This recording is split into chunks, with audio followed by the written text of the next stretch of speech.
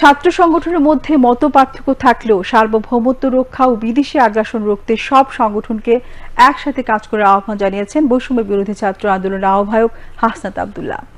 আজ জগন্নাথ বিশ্ববিদ্যালয়ে সাংবাদিক জোট আয়োজিত বিভিন্ন ছাত্র সংগঠন নেতৃবৃন্দের অংশগ্রহণে ছাত্র ঐক্য অনুষ্ঠানে তিনি এসব কথা বলেন।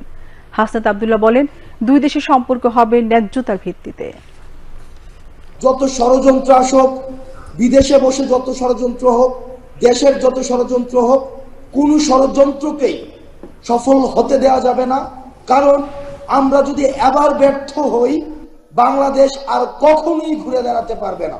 সবাইকে একমত হতে বাধ্য করা, এটি হচ্ছে শেখ হাসিনা কালচার।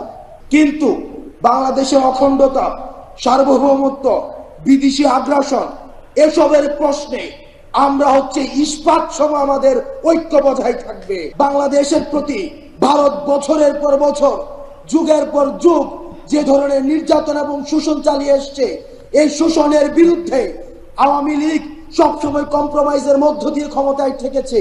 সেটির বিরুদ্ধে আমাদের এই তরুণ প্রজন্মের আমাদের গর্জন এবং আমাদের লড়াই অব্যাহত থাকবে।